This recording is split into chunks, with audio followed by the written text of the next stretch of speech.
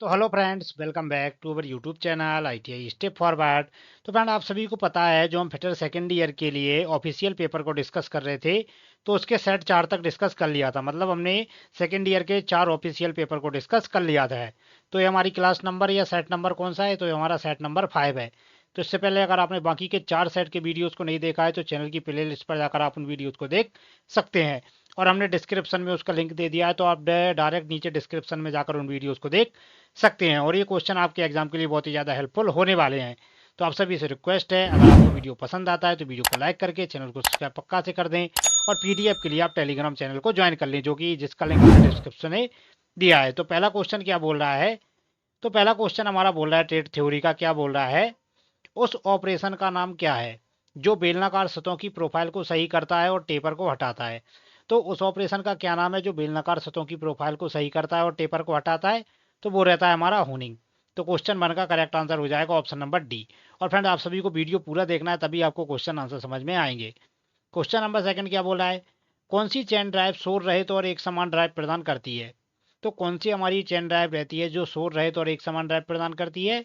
तो वो रहती है हमारी टूथिच चेन। जो हमारी टूथिच चेन रहती है वो हमारी शोर रहित और एक समान ड्राइव प्रदान करती है। आगे बढ़ते हैं नेक्स्ट क्वेश्चन की ओर। क्वेश्चन नंबर थर्ड क्या बोला है? चित्र में दर्शाए गए एक्स चिन्हित तेल लगाने की प्रतीक की आवृत्ति क्या है? ये जो डायग्राम में हमें लुब्रिकेंट कोटिंग सॉरी मतलब लुब्रिकेंट किस विधि या किस समय में देना है, तो उसकी ये क्या दिखाई गई है? आवृत्ति दिखाई गई है।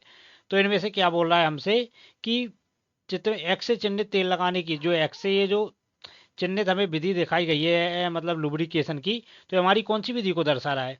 तो इसका करेक्ट आंसर हो जाएगा ऑप्शन नंबर डी। ये हमारी कौन सी विधि को दर्शा रहा है? तो ये हमारी मंथली, मतलब हमें महीने में एक बार लुब्रिकेशन करना है, तो ये हमारी मंथली लुब्रिकेशन सिस्टम को दर्शाता है। कौन सा? ये आपको देख सकते हैं चतुर्भुज टाइप का दिखाया गया है। तो ये हमारी कौन सी दर्शाता है? हमारी मासिक, मतलब मंथली उसको दर्शाता है लुब्रिकेशन सिस्टम को। आगे बढ़ते हैं नेक्स्ट क्वेश्चन की ओर। क्वेश्चन नंबर 4 क्या बोल रहा है? 4 नंबर क्वेश्चन बोल रहा है which bearing is use in the limited bearing space? सीमित बियरिंग स्थान में किस बियरिंग का उपयोग किया जाता है? जो हमारे सीमित बियरिंग स्थान रहते हैं, तो सीमित बियरिंग स्थान में किस बियरिंग का उपयोग किया जाता है? तो क्वेश्चन नंबर 4 का करेक्ट आंसर हो जाएगा ऑप्शन नंबर बी। तो सीमित बियरिंग स्थान में किस बियरिंग का यूज करेंगे? तो वहां पर हम नीडल बियरिंग का यूज करेंगे। तो क्वेश्चन 4 का करेक्ट आंसर हो जाएगा ऑप्शन नंबर बी। आगे बढ़ते हैं नेक्स्ट क्वेश्चन की ओर। क्वेश्चन नंबर 5 क्या बोल रहा है? What is the name of gauge shown in the figure? चित्र में दर्शाए गए गेज का नाम क्या है? ये जो डायग्राम में फ्रेंड्स हमें गेज दिखाया गया है, तो इस गेज का नाम क्या है? ये आप देख सकते हैं। तो ये हमारे कौन से गेज को दर्शाता है? तो ये हमारे एडजस्टेबल स्नैप गेज को दर्शाता है। तो क्वेश्चन 5 का करेक्ट आंसर हो जाएगा ऑप्शन नंबर ए। आगे बढ़ते हैं नेक्स्ट क्वेश्चन की ओर। क्वेश्चन नंबर 6 क्या बोल रहा है? What is the name of the filter shown in the figure? चित्र में दर्शाए गए फिल्टर का नाम क्या है? ये आप देख सकते हैं फ्रेंड्स, ये जो डायग्राम में हमें ये फिल्टर दिखाया गया है, तो ये हमारे कौन से फिल्टर को दर्शा रहा है? तो क्वेश्चन 6 का करेक्ट आंसर हो जाएगा ऑप्शन नंबर डी। ये हमारे कौन से फिल्टर को दर्शा रहा है? तो ये हमारे मैकेनिकल फिल्टर को दर्शा रहा है। आगे बढ़ते हैं नेक्स्ट क्वेश्चन की ओर। क्वेश्चन नंबर 7 क्या बोल रहा है? तांबा और जिंक कौन सी मिश्र धातु है? जो हमारा तांबा और जिंक रहता है, तो तांबा और जिंक को मिलाकर क्या बनता है? तो तांबा और जिंक को मिलाकर हमारा क्या बनता है? पीतल बनता है। अगर वही हमसे क्वेश्चन में पूछ लेता कि तांबा प्लस टिन रहता है, तो तांबा और टिन मिलाकर क्या बनता है? तो तांबा और टिन मिलाकर हमारा कांसा बनता है। लेकिन हमसे पूछा क्या है? तांबा और जिंक कौन सी मिश्र धातु है? तो तांबा और तांबा प्लस जिंक, ये हमारी पीतल धातु को दर्शाता है। आगे बढ़ते हैं नेक्स्ट क्वेश्चन की ओर। क्वेश्चन नंबर 8 क्या बोल रहा है? चित्र में दर्शाए गए एक्स से चिन्हित भाग का नाम क्या है? ये जो डायग्राम में हमें एक्स से चिन्हित भाग दिखाया गया है, आप देख सकते हैं। तो ये हमारा किसको दर्शाता है? तो ये दर्शाता है हमारा हाइट ऑफ स्लिप गेज की ऊंचाई को। ये देख सकते हैं आप, ये हमारे स्लिप गेजेस लगे हुए हैं। तो ये हमारी हाइट ऑफ स्लिप गेजेस को दर्शाता है। आगे बढ़ते हैं नेक्स्ट क्वेश्चन की ओर। क्वेश्चन नंबर 9 क्या बोल रहा है? मशीन ऑटोमेशन सिस्टम में यांत्रिक स्थिति को समझने के लिए किस वाल्व का उपयोग किया जाता है? जो हमारा मशीन ऑटोमेशन सिस्टम रहता है, तो मशीन ऑटोमेशन सिस्टम में यांत्रिक स्थिति को समझने के लिए हम किस वाल्व का यूज करेंगे? तो उसके लिए करेंगे हम रोलर वाल्व का यूज। तो क्वेश्चन नंबर 9 का करेक्ट आंसर हो जाएगा ऑप्शन नंबर बी। आगे बढ़ते हैं नेक्स्ट क्वेश्चन की ओर। क्वेश्चन नंबर 10 क्या बोल रहा है? चित्र में दिखाए गए एक्स चिन्हित भाग का नाम क्या है? ये जो डायग्राम में हमें एक्स चिन्हित भाग दिखाया गया है, तो इस एक्स चिन्हित भाग का नाम क्या है? तो इसका करेक्ट आंसर हो जाएगा ऑप्शन नंबर बी। ये हमारे कौन से व्हील को दर्शाता है? तो ये हमारे कटर व्हील को दर्शाता है। और ये जो दो व्हील दिखाए गए हैं हमारे कौन से? ये हमारे गाइड रोलर्स हैं। तो ये जो दिखाया गया है एक्स चिन्हित भाग, तो ये हमारे कटर व्हील को दर्शाता है। आगे बढ़ते हैं नेक्स्ट क्वेश्चन की ओर। क्वेश्चन नंबर 11 क्या बोल रहा है? कौन सा बाल्ब द्रव को केवल एक दिशा में प्रवाहित करने की अनुमति देता है? तो कौन सा हमारा बाल्ब रहता है जो हमारे द्रव को केवल एक ही दिशा में प्रवाहित करने की अनुमति देता है? तो वो रहता है हमारा नॉन रिटर्न बाल्ब। तो क्वेश्चन 11 का करेक्ट आंसर हो जाएगा ऑप्शन नंबर बी। आगे बढ़ते हैं नेक्स्ट क्वेश्चन की ओर। क्वेश्चन नंबर 12 क्या बोल रहा है? मशीनों पर ज्यामिति परीक्षण से पहले कौन सा ऑपरेशन किया जाता है? जो हमारे मशीन वगैरह रहते हैं तो मशीन पर हमें जियोमेट्रिकल टेस्ट वगैरह करते हैं, तो उससे पहले कौन सा ऑपरेशन किया जाता है? तो उससे पहले किया जाता है लेबलिंग, मतलब मशीनों की लेबलिंग वगैरह चेक की जाती है। आगे बढ़ते हैं नेक्स्ट क्वेश्चन की ओर। क्वेश्चन नंबर 13 क्या बोल रहा है? जंग को रोकने के लिए कैलोराइजिंग प्रक्रिया में किस धातु के पाउडर का उपयोग किया जाता है? तो जंग वगैरह को रोकने के लिए जो हमारी कैलोराइजिंग प्रक्रिया रहती है, तो कैलोराइजिंग प्रक्रिया में हम किस धातु के पाउडर का यूज करेंगे? तो वहां पर हम करेंगे एल्यूमिनियम पाउडर का यूज। तो क्वेश्चन नंबर 13 का करेक्ट आंसर हो जाएगा ऑप्शन नंबर डी। आगे बढ़ते हैं नेक्स्ट क्वेश्चन की ओर। क्वेश्चन नंबर 14 क्या बोल रहा है? 14 नंबर क्वेश्चन बोल रहा है, आकार के निर्माण के लिए स्लिप गेज को एक साथ जोड़ने की क्रिया को क्या कहते हैं? तो आकार के निर्माण के लिए स्लिप गेजों को एक साथ जोड़ने की प्रक्रिया को हम क्या बोलते हैं? तो उसको बोलते हैं हम रिगिंग। तो क्वेश्चन 14 का करेक्ट आंसर हो जाएगा ऑप्शन नंबर बी। आगे बढ़ते हैं नेक्स्ट क्वेश्चन की ओर। क्वेश्चन नंबर 15 क्या बोल रहा है? 15 नंबर क्वेश्चन बोल रहा है, चित्र में दिखाए गए बेल्ट फास्टनर का नाम क्या है? ये जो डायग्राम में फ्रेंड्स हमें बेल्ट फास्टनर दिखाया गया है, आप देख सकते हैं, तो ये हमारे कौन से प्रकार के बेल्ट फास्टनर को दर्शा रहा है? तो इसका करेक्ट आंसर हो जाएगा ऑप्शन नंबर डी। ये हमारे कौन से बेल्ट फास्टनर को दर्शा रहा है? तो ये हमारे क्रीसेंट प्लेट बेल्ट फास्टनर को दर्शा रहा है। आगे बढ़ते हैं नेक्स्ट क्वेश्चन की ओर। क्वेश्चन नंबर 16 क्या बोल रहा है? 16 नंबर क्वेश्चन बोल रहा है, किसी दस्तावेज का उपयोग भाग संख्या, भाग का नाम, बैच संख्या और बैच मात्रा रिकॉर्ड करने के लिए किया जाता है? तो वो रहता है हमारा बैच प्रोसेसिंग रिकॉर्ड। तो जो हमारा बैच प्रोसेसिंग रिकॉर्ड रहता है, तो उसका उपयोग भाग संख्या, भाग का नाम, बैच संख्या व बैच मात्रा रिकॉर्ड करने के लिए किया जाता है। आगे बढ़ते हैं नेक्स्ट क्वेश्चन की ओर। 17 क्या बोल रहा है? कौन सा गियर समांतर शाफ्ट के बीच गति संचारित करता है? या कौन सा गियर जो रहता है वो हमारा समांतर शाफ्टों के बीच शक्ति को संचारित करता है? तो वो रहता है हमारा स्पर गियर। तो क्वेश्चन नंबर 17 का करेक्ट आंसर हो जाएगा ऑप्शन नंबर ए। आगे बढ़ते हैं नेक्स्ट क्वेश्चन की ओर। क्वेश्चन नंबर 18 क्या बोल रहा है? किसी व्यक्ति, मशीन और कारखाने की दक्षता को मापने और समीक्षा करने के लिए उपयोग की जाने वाली रिपोर्ट का नाम क्या है? तो किसी व्यक्ति, मशीन और कारखाने की दक्षता को मापने और समीक्षा करने के लिए उपयोग की जाने वाली रिपोर्ट का नाम क्या है? तो उसे बोलते हैं हम प्रोडक्टिविटी रिपोर्ट, उत्पादकता रिपोर्ट। तो उत्पादकता रिपोर्ट हमारी मशीन में कारखाने दक्षता वगैरह को मापने के लिए यूज की जाती है। आगे बढ़ते हैं नेक्स्ट क्वेश्चन की ओर। 19 नंबर क्वेश्चन क्या बोल रहा है? लॉक की मरम्मत और चाबियों में हार्ड नॉच दाखिल करने के लिए किस फाइल का उपयोग किया जाता है? तो हमारा लॉक की मरम्मत हो गया या चाबियों में हार्ड नॉच दाखिल करने के लिए हम किस फाइल का यूज करेंगे? तो वहां पर करेंगे हम वार्डिंग फाइल का यूज। तो क्वेश्चन नंबर 19 का करेक्ट आंसर हो जाएगा ऑप्शन नंबर ए। आगे बढ़ते हैं नेक्स्ट क्वेश्चन की ओर। 20 क्या बोल रहा है? चित्र में दिखाए गए एक्स से चिन्हित भाग का नाम क्या है? ये जो डायग्राम हमें दिखाया गया है, तो ये जो डायग्राम में एक्स से चिन्हित ये जो भाग दिखाया गया है हमारा गियर टर्मिनोलॉजी का, तो ये हमारा किसको दर्शाता है? तो इसका करेक्ट आंसर हो जाएगा ऑप्शन नंबर सी। ये हमारा किसको दर्शाता है?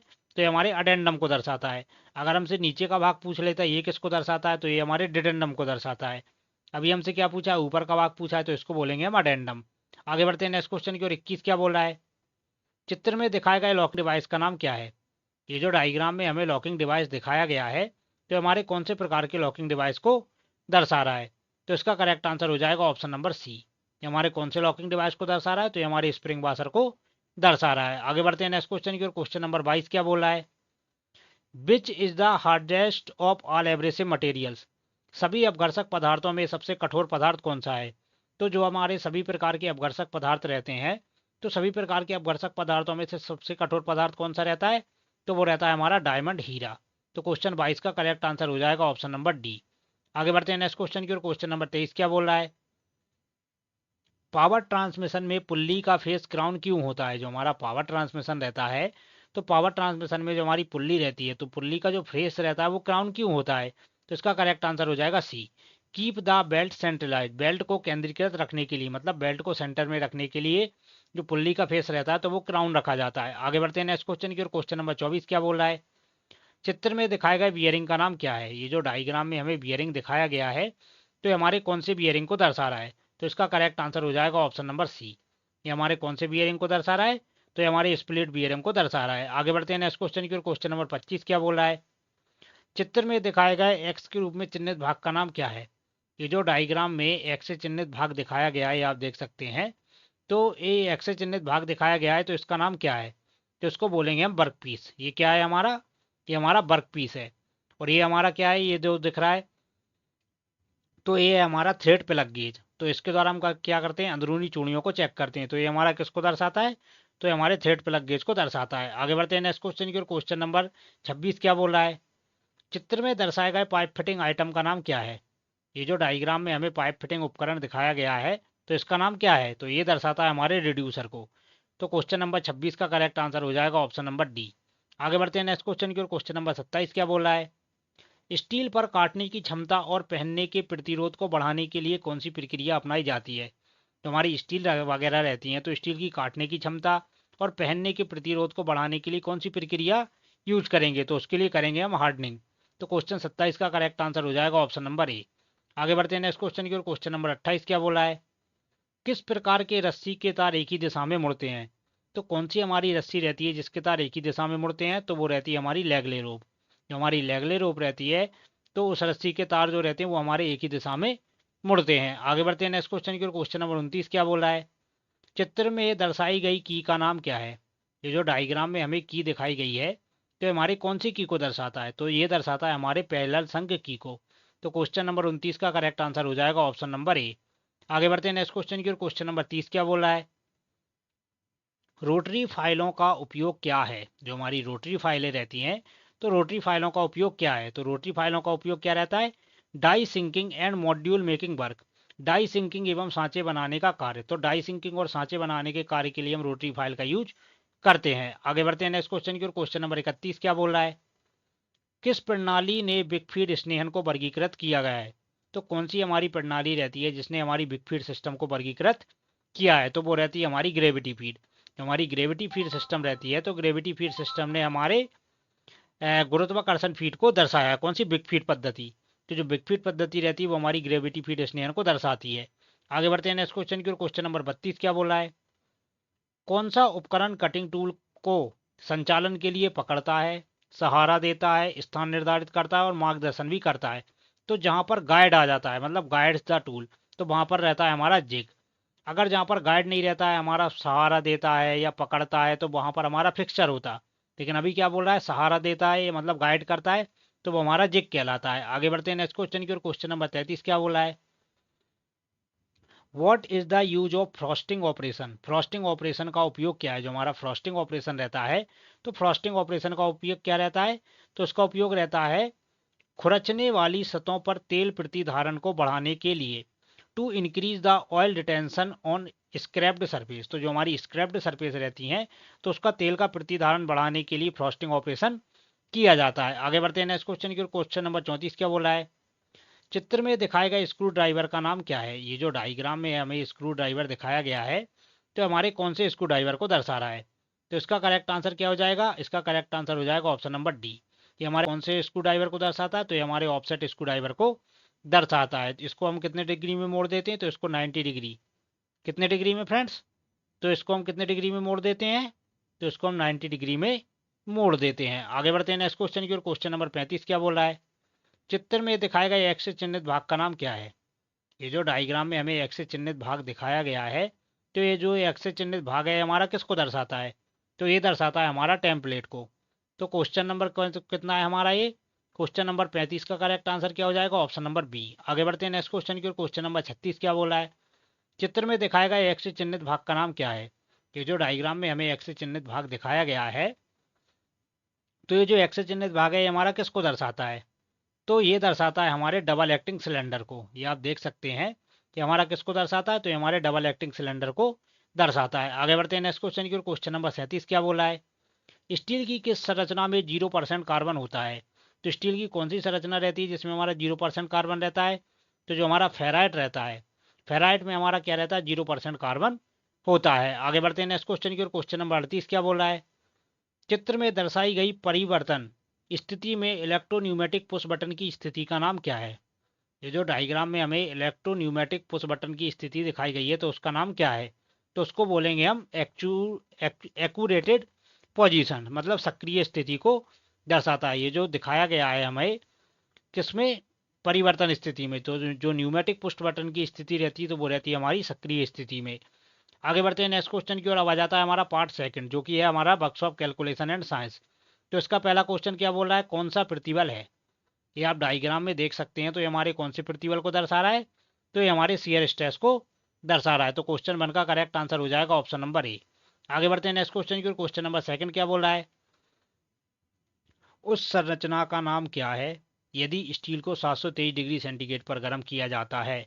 तो उस संरचना को हम क्या बोलेंगे जिसमें स्टील को 723 डिग्री सेंटीग्रेड पर गर्म किया जाता है, तो वो कहलाता है हमारा ऑस्टेनाइट अवस्था। तो क्वेश्चन नंबर सेकंड का करेक्ट आंसर हो जाएगा ऑप्शन नंबर ए। आगे बढ़ते हैं नेक्स्ट क्वेश्चन की ओर। क्वेश्चन नंबर थर्ड क्या बोल रहा है, निम्न में से कौन सा ज्यामितीय आकृति का गुरुत्वाकर्षण केंद्र इसके आधार से स्थित है और इसकी ऊंचाई का 1/3 है। तो जब भी गुरुत्वाकर्षण केंद्र आधार से स्थित है और ऊंचाई का 1/3 है तो वो हमारा क्या कहलाता है, वो हमारा त्रिभुज कहलाता है। तो क्वेश्चन थ्री का करेक्ट आंसर हो जाएगा ऑप्शन नंबर डी।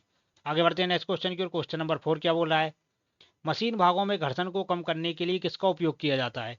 तो मशीन के भागों में घर्षण को कम करने के लिए हम लुब्रिकेंट स्नेहक का यूज करते हैं। आगे बढ़ते हैं नेक्स्ट क्वेश्चन की ओर। क्वेश्चन नंबर फाइव क्या बोल रहा है, लंबाई में परिवर्तन को किस संकेत से दर्शाया जाता है। तो लंबाई में परिवर्तन को डेल एल, इसको बोलेंगे डेल एल। तो इसको किससे दर्शाया जाता है, तो इसको हमारा डेल एल से दर्शाया जाता है। आगे बढ़ते हैं नेक्स्ट क्वेश्चन की ओर। क्वेश्चन नंबर सिक्स क्या बोल रहा है, एक मिनट फ्रेंड्स।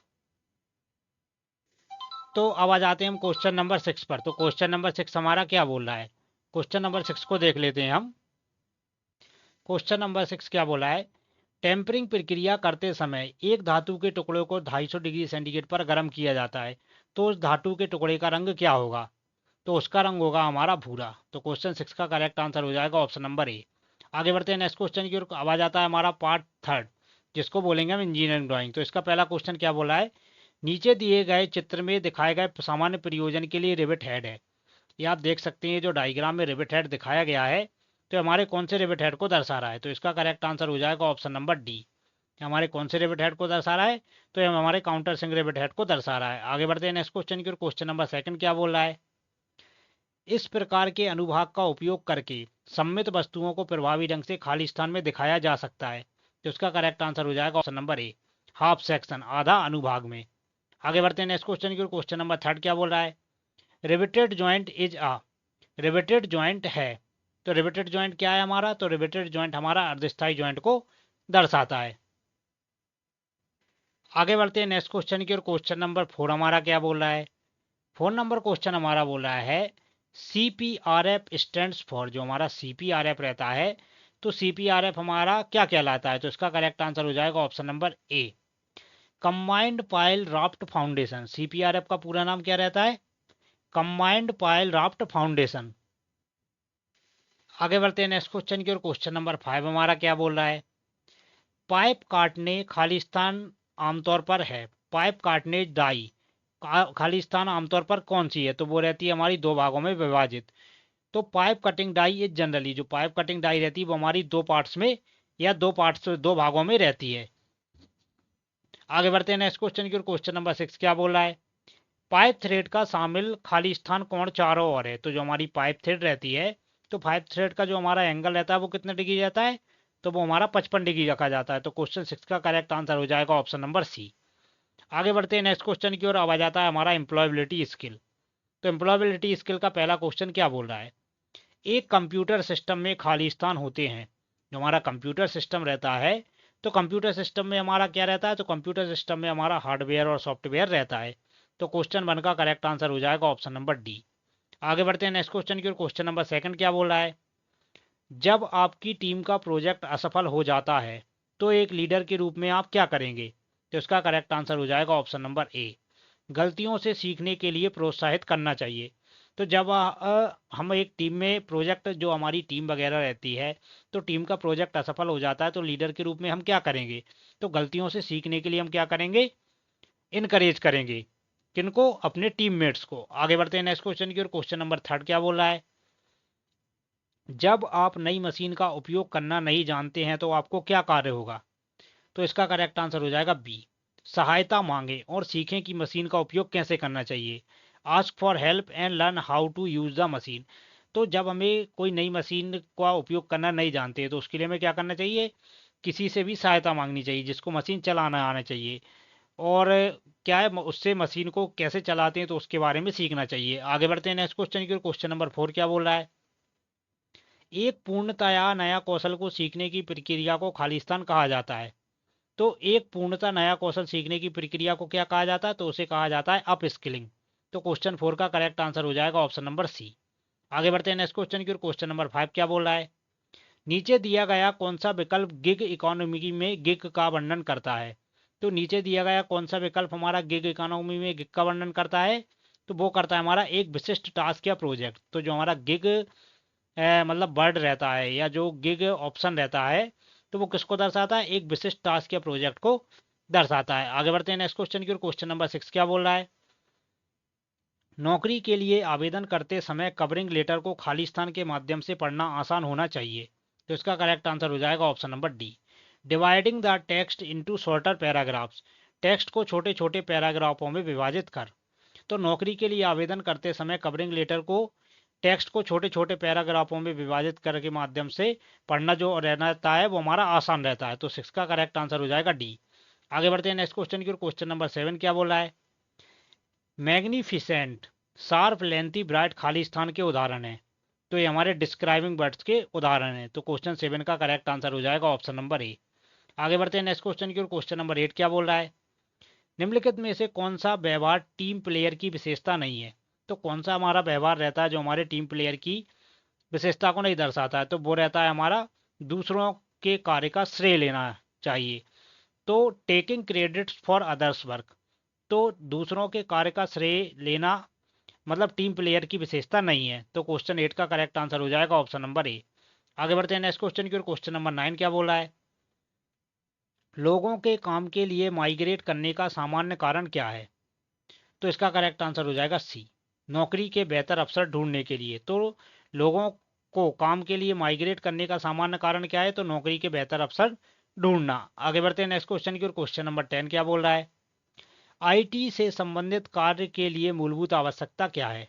तो जो हमारा आईटी से संबंधित कार्य रहते हैं तो उसके लिए मूलभूत आवश्यकता क्या है? तो उसके लिए मूलभूत आवश्यकता है हमारा कंप्यूटर। अब ऐसा रहता है कि एग्जाम में हमसे पूछ सकता है कि जो हमारा आईटी रहता है तो आईटी का पूरा नाम क्या रहता है? तो आईटी का हमारा पूरा नाम रहता है, आप देख लीजिए, आईटी का पूरा नाम रहता है हमारा इंफॉर्मेशन,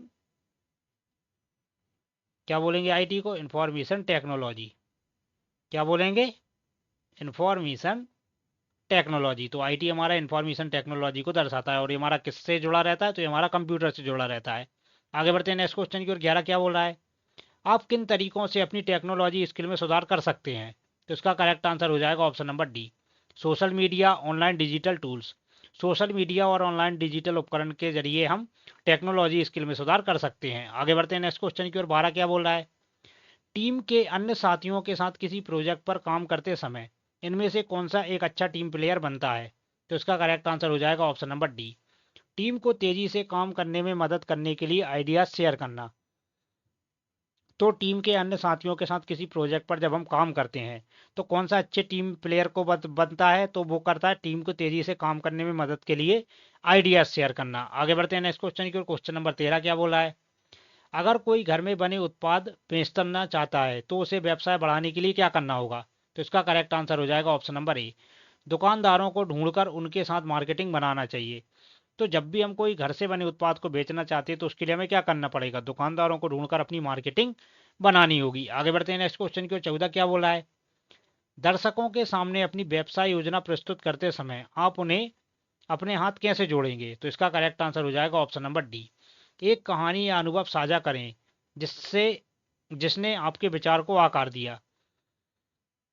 तो दर्शकों के सामने अपनी व्यवसाय योजना को प्रस्तुत करते समय हम अब उन्हें अपने साथ कैसे जोड़ेंगे? तो उनको एक कहानी या अनुभव साझा करते हुए अपने विचार को प्रस्तुत करना पड़ेगा। आगे बढ़ते हैं नेक्स्ट क्वेश्चन की ओर। 15 क्या बोल रहा है? कार्यस्थल पर कोई विकल्प चुनने से पहले आपको क्या करना चाहिए? तो इसका करेक्ट आंसर हो जाएगा ऑप्शन नंबर सी, विवरणों को देखना, दूसरों के विचारों को सुनना और चुनना चाहिए। तो कार्यस्थल पर कोई विकल्प चुनने से पहले क्या करना है? विचार मतलब विवरणों को देखना है, दूसरे के विचारों को सुनना है और चुनना है। आगे बढ़ते हैं नेक्स्ट क्वेश्चन की ओर। क्वेश्चन नंबर 16 क्या बोला है? खाली स्थान किसी भी व्यवसाय के केंद्र में होते हैं। तो जो कस्टमर रहते हैं, कस्टमर किसी भी व्यवसाय के केंद्र में रहते हैं। आगे बढ़ते हैं नेक्स्ट क्वेश्चन की ओर। क्वेश्चन नंबर 17 क्या बोला है? अपने व्यापार के लिए कोई उपकरण खरीदते समय आप कैसे निर्णय लेंगे? तो इसका करेक्ट आंसर हो जाएगा बी। सभी विवरणों को देखें, आवश्यकताओं और बजट के बारे में ध्यान से सोचना और फिर चुनाव करना चाहिए।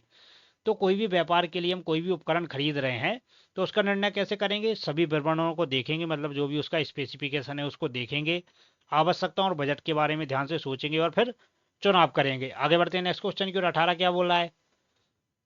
जब आप अपने सहपाठी से कलम उधार लेते हैं तो आपको क्या कहना चाहिए? हमें कहना चाहिए can you please give me a pen, क्या आप मुझे अपना पेन दे सकते हैं? आगे बढ़ते हैं नेक्स्ट क्वेश्चन की ओर। 19 क्या बोला है? कैंपस भर्ती खाली स्थान में आयोजित की जाती है। तो जो हमारी कैंपस भर्ती रहती है वो हमारी आईटीआई, इंडस्ट्रियल ट्रेनिंग इंस्टीट्यूट, मतलब आईटीआई जो रहता है, आईटीआई प्रशिक्षण, तो उसमें हमारी कैंपस भर्ती आयोजित की जाती है। आगे बढ़ते हैं नेक्स्ट क्वेश्चन की ओर। 20 क्या बोला है? आपके मोबाइल फ़ोन से स्क्रीन कास्टिंग के लिए कौन सा ऐप सबसे अधिक उपयोग किया जाता है?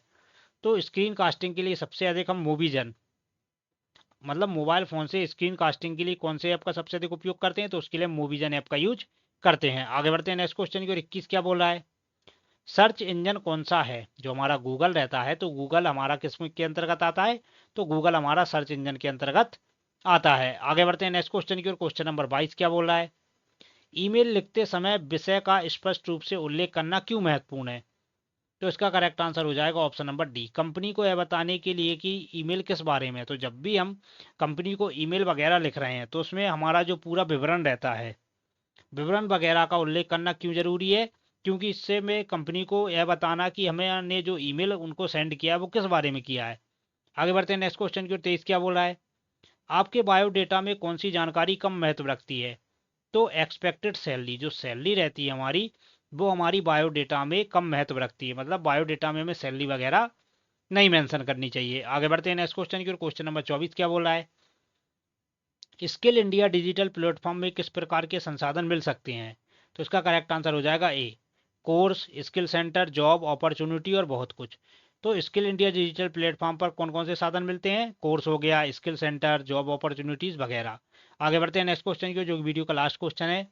खाली स्थान वह समय होता है जब आप, आपका परिवार और आपके शिक्षक एक दूसरे को बेहतर ढंग से समझने और समर्थन करने के लिए मिलते हैं और बातचीत करते हैं। तो वो क्या कहलाता है? वो कहलाता है हमारा फैमिली इंगेजमेंट।